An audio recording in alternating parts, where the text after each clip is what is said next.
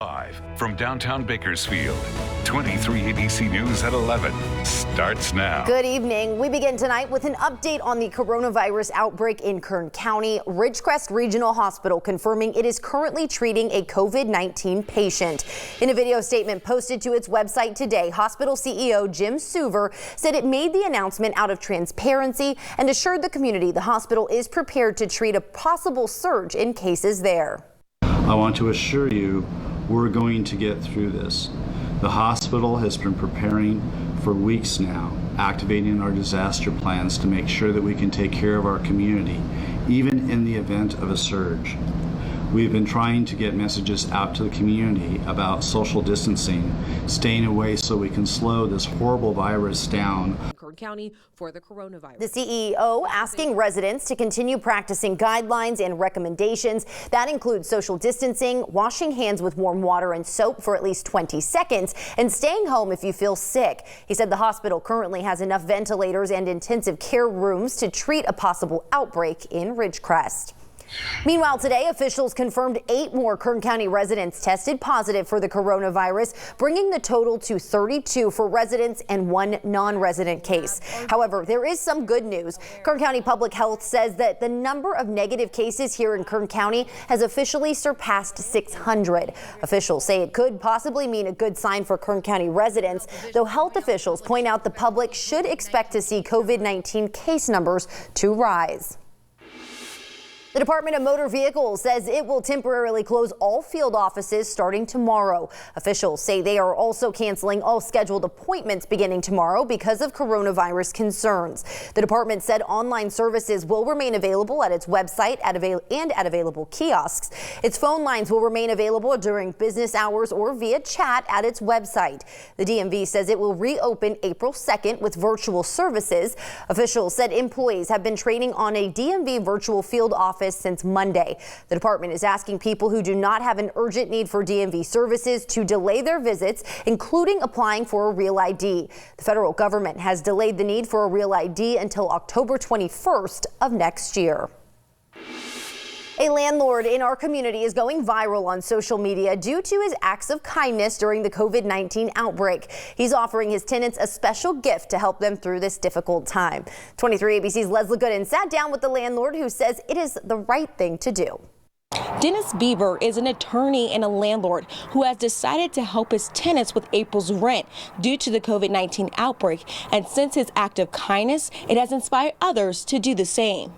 Dennis Bieber, a Bakersfield resident and a landlord for properties not only here in Kern County, but also in Los Angeles, says because of the impact of the COVID-19 outbreak, he wanted his tenants to have one less thing to worry about. Don't pay April's rent. This is our gift for you.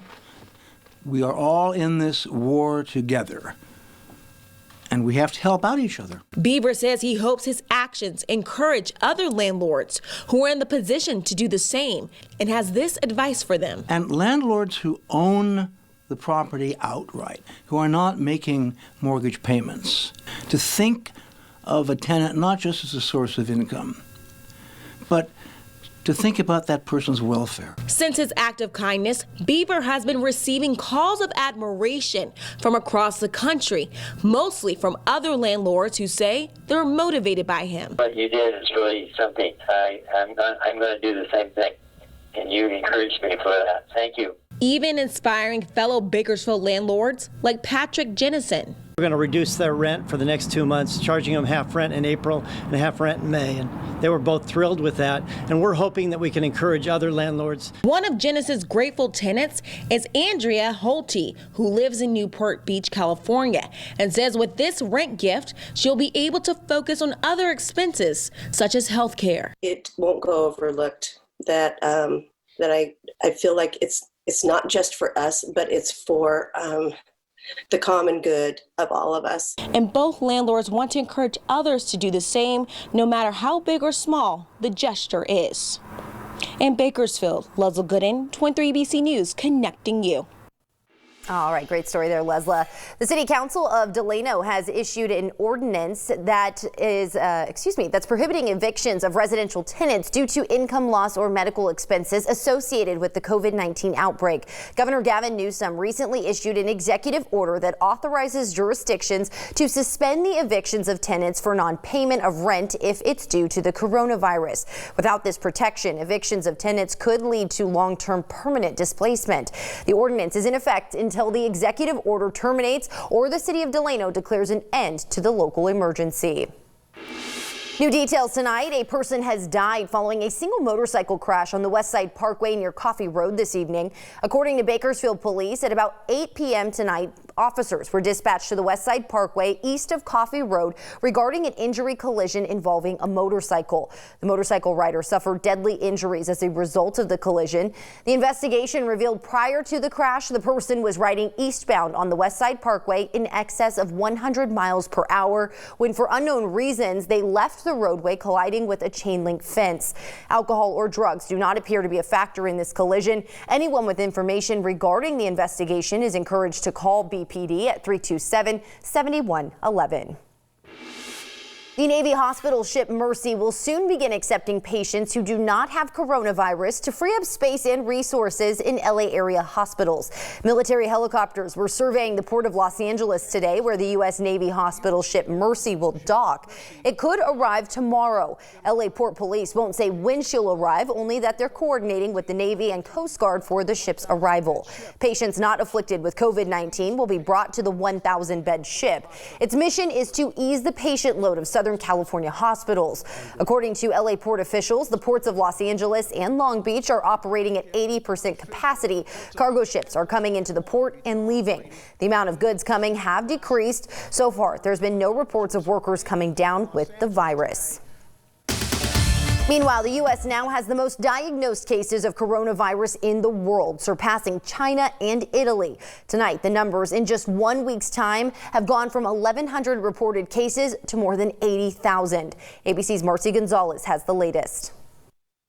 With a surging number of confirmed COVID-19 cases, the U.S. suffering its deadliest 24 hours yet. More than 1,000 people nationwide have now died from the virus, 13 of them in a day at this hospital in Queens, New York. Dr. Colleen Smith taking ABC News and the New York Times inside the heart-wrenching situation there. Today is kind of getting worse and worse. We had to get a refrigerated truck to store the bodies of patients who are dying. Also among the victims of this pandemic, a nurse at New York's Mount Sinai Hospital and a 17-year-old in Louisiana. That state seeing a 28% increase in cases overnight. Los Angeles bracing for a surge as well. That if this rate of increase continues, in 6 days we will be where New York is today. For a growing number of people, the crisis impacting their health and their livelihoods. Nearly 3.3 million Americans filing unemployment claims in a week, 4 times more than ever before. They have to go back to work. Our country has to go back. Our country is based on that. And I think it's going to happen pretty quickly. But the top doctor on President Trump's coronavirus task force saying this on CNN. And you've got to understand that you don't make the timeline. The virus makes the timeline. And the final vote on the $2 trillion federal relief bill is set for tomorrow on Capitol Hill, which would pave the way for payments to start going out to American families the first week of April. Marcy Gonzalez, ABC News, Los Angeles. A Southern California man arrested, accused of trying to profit off the coronavirus pandemic. Authorities say he claimed to have come up with the cure for the virus. Now he's charged with a felony. Stacey Butler has the details. This is the cure right here going into mass production. And this is going to save and change the world. Accused of posting fraudulent videos on social media, claiming he personally developed a COVID-19 prevention and cure. Not only did I create the cure, but this pill right here is the prevention. Federal investigators say 53-year-old Keith Middlebrook, who claims to have homes in Newport Beach, Murrieta, and Westwood, promised investors massive profits. He also claimed Magic Johnson was on his board of directors. The feds say that's a lie. a patient in an LA hospital whom I injected this with that was tested positive for the coronavirus 48 hours and 3 hours later, meaning 51 hours total, the person got up and walked out of the hospital. Tonight in a FaceTime call, U.S. Attorney Nick Hanna told me Middlebrook is a cruel scam artist who used fear of the pandemic to profit. I think it's despicable. This is the time when all Americans are supposed to come together and help one another.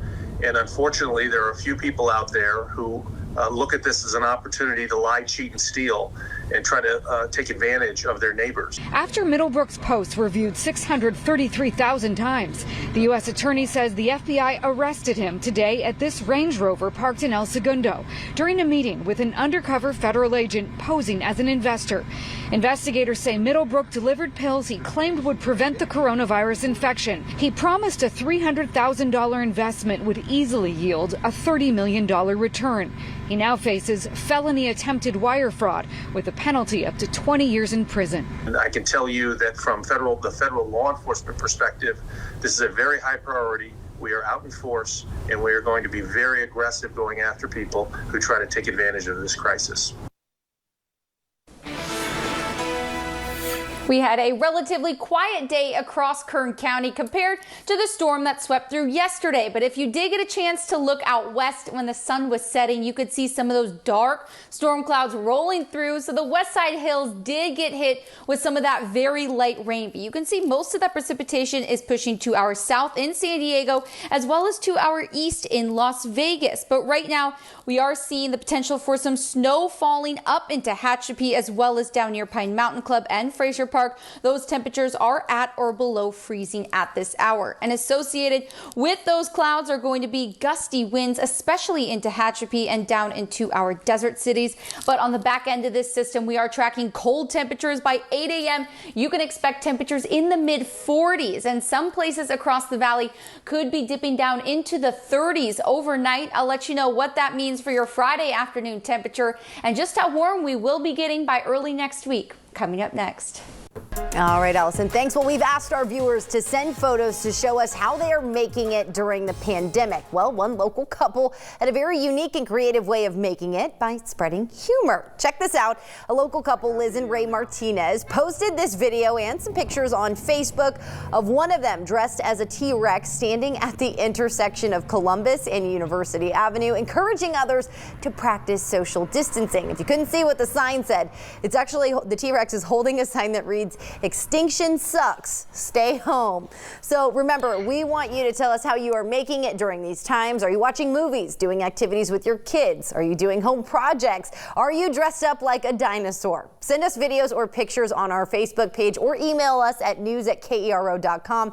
You may see some of them right here on 23 ABC. Well, keeping in the spirit of spreading joy, staff and teachers from Standard School District put together a special video message for their students and families stuck at home during the outbreak. Check it out.